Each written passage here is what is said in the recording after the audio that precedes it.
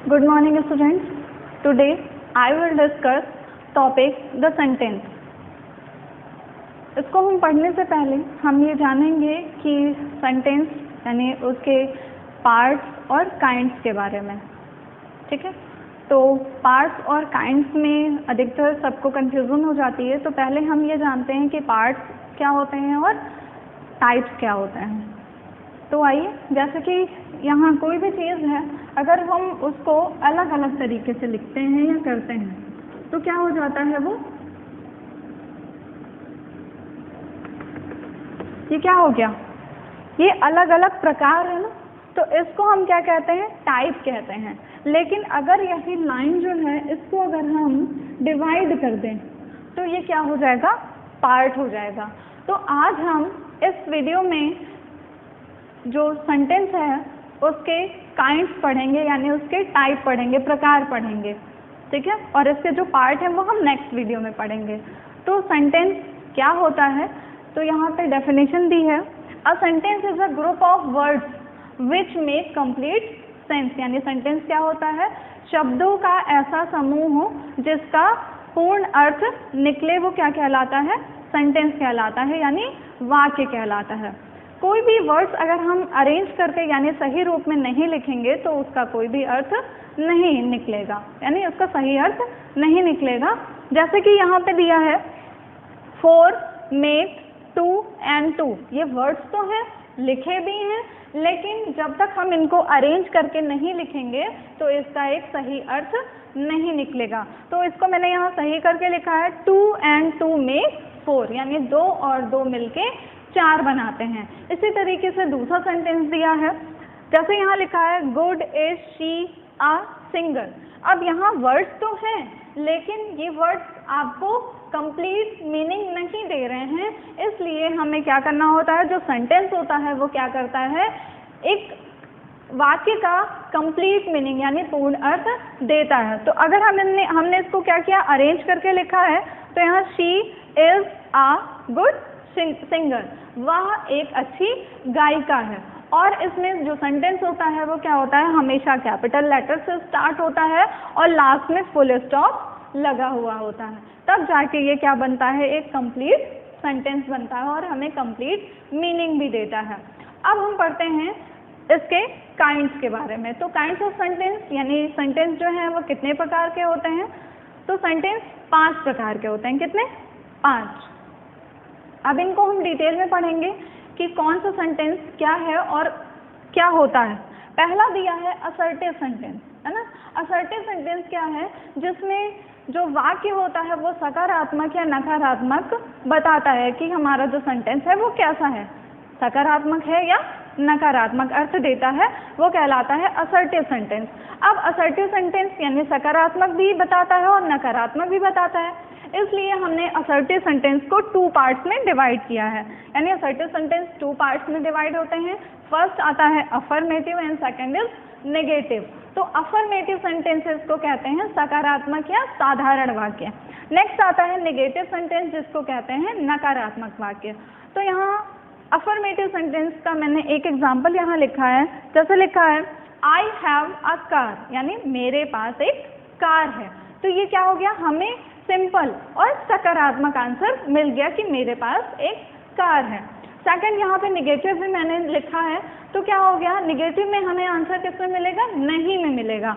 तो यहाँ I have not a car, यानी मेरे पास एक कार नहीं है। तो इसमें यानी असर्टिव सेंटेंसेस को 2 पार्ट्स में डिवाइड किया गया है। पहला है अफर्मेटिव और दूसरा है नेगेटिव। अफर्मेटिव यानी जिसमें आंसर सकारात्मक या सिंपल होते हैं, और नेगेटिव में आंसर यानी जो क्वेश्चन जो सेंटेंस होता है वो नकारात्मक होता है। नेक्स्ट आता है हमारा इंट्रोगेटिव सेंटेंस। इंट्रोगेटिव सेंटेंस यानी प्रश्नवाचक वाक्य।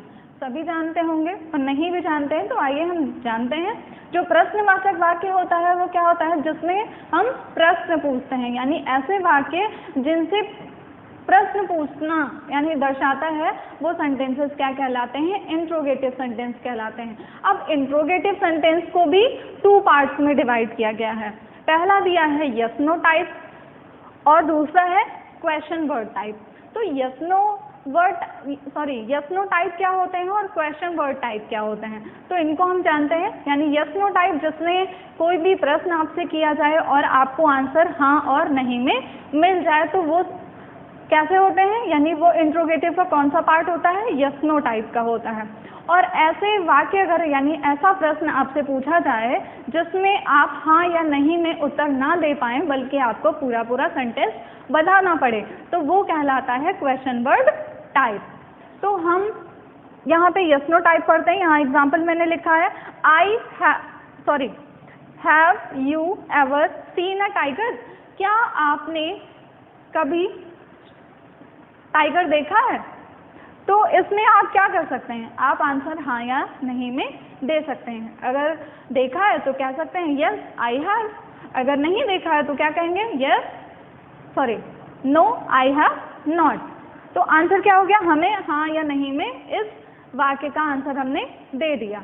लेकिन जो दूसरा है यानी क्वेश्चन वर्ड टाइप है, उसमें क्या है, जो आपसे अगर कोई क्वेश्चन करता है तो आपको आंसर फुल सेंटेंस बताना पड़ेगा। जैसे यानी हाँ नहीं में आपको आंसर करने से इसका जवाब नहीं मिलेगा। जैसे लिखा है वेयर डू यू लिव, आप कहाँ रहते हैं, तो कुछ नहीं तो आपको अपने गांव का नाम बताना है या शहर का नाम बताना ही पड़ेगा कि आप कहाँ रहते हैं। इसमें अगर आप हाँ नहीं में आंसर देंगे तो उसको आंसर नहीं मिलेगा। और इंट्रोगेटिव सेंटेंसेस में क्या होता है, इंट्रोगेटिव सेंटेंस की पहचान होती है इसमें क्वेश्चन मार्क लगा होता है, यानी प्रश्नवाचक चिन्ह होता है।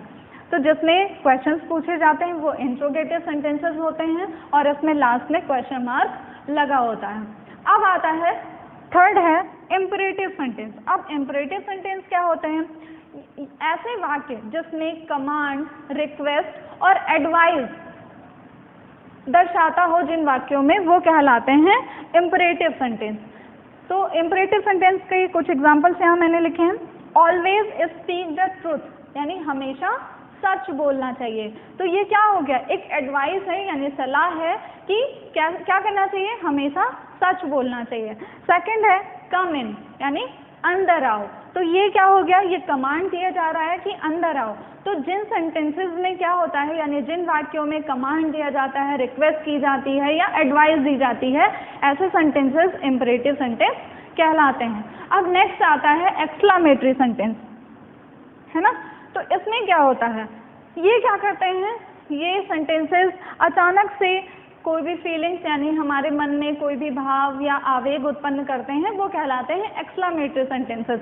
अब इसमें क्या है, इसके कुछ एग्जांपल्स, यानी कभी क्या होता है कि कभी आपने कोई चीज़ देख ली और डर गए, या फिर आप कहीं खेल रहे हैं या कोई गेम खेल रहे हैं जिसमें आप जीत गए, तो क्या होता है, या एक्सीडेंट हो गया, आपको चोट लग गई, तो हमारे मन में जो अचानक से भाव उत्पन्न होते हैं वो कहलाते हैं एक्सक्लामेटरी। अब यहाँ पे कुछ सेंटेंस मैंने लिखा है, हुर्रे वी हैव वॉन, यानी खुशी के मारे हमने कहा वी हैव वॉन, हम जीत गए।